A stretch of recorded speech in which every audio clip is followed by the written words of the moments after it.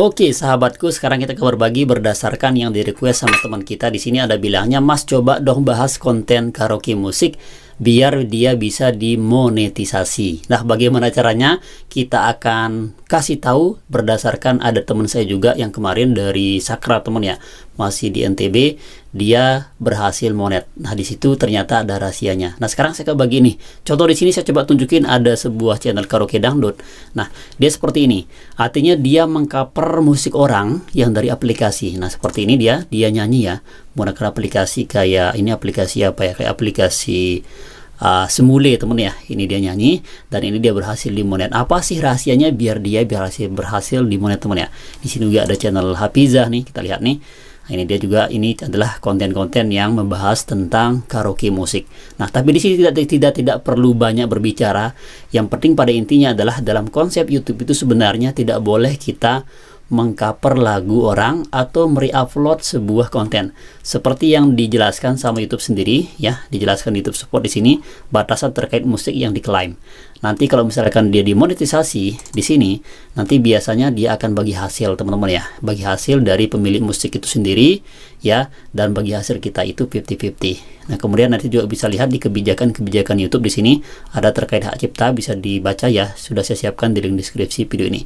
Nah, kemudian di sini terkait bagaimana cara dia biar bisa monet, teman-teman ya. Nah, caranya satu ya. Yang pertama caranya adalah satu, teman ya. Silahkan Anda ketika misalkan musik itu dia menggunakan nada kayak encor ya, encor istilahnya ya, saya tidak tahu di musik.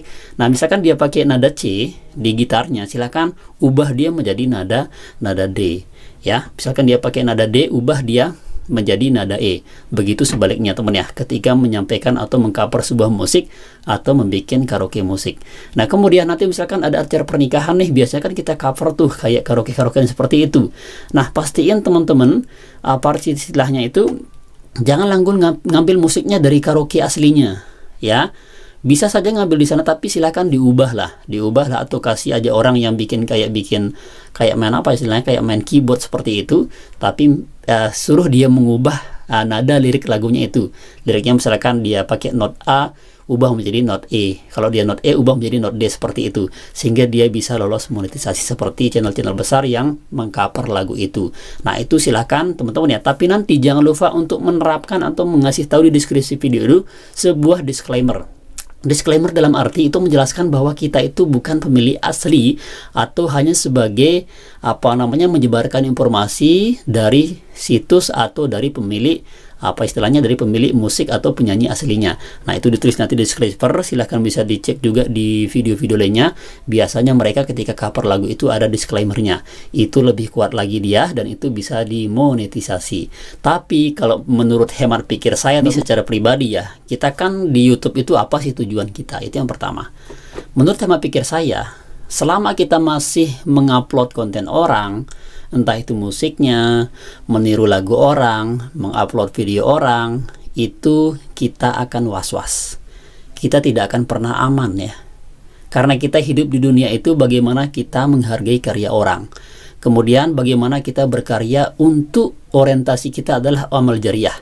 Nah, silahkan dilihat di 10 channel saya ini tidak ada yang re-upload, tidak ada saya ngupload video orang, teman ya. Karena saya prinsipnya seperti itu, bagaimana konten saya itu bermanfaat bagi banyak orang dan itu bisa saya bawa mati sebagai amal jariah. Itulah prinsip kita. Jangan sampai kita bikin review film, yang film kayak mantap-mantap, bercocok tanam, itu kan dosa jariah tuh. Memang cepat kita dapat uang, tapi harus kita pikirkan bagaimana setelah kehidupan itu. Jadi itu hemat pikir saya. Kalau saya sih, pandangan saya tergantung sih dari pandangan teman-teman ya. So, silahkan misalkan cari dunianya, silahkan dunianya dapat. Tapi bagaimana intinya ketika kita berkarya itu, bagaimana kita bermanfaat bagi banyak orang dan itu bisa sebagai amal jariah kita. Itu hemat pikir saya. Jadi silahkan kalau misalkan mampu bikin channel yang lain, sebaiknya jangan bikin karaoke. Karena meskipun kita ubah nada notnya, teman-teman ya, tetap kita was-was. Ya, karena tidak mau dong, orang sudah capek-capek bikin konten, oh ternyata ada yang re-upload video saya. Tidak mau, sama seperti kita. Kita sudah capek bikin lagu, sudah berpikir, bergadang bagaimana liriknya, ya ternyata kita re-upload.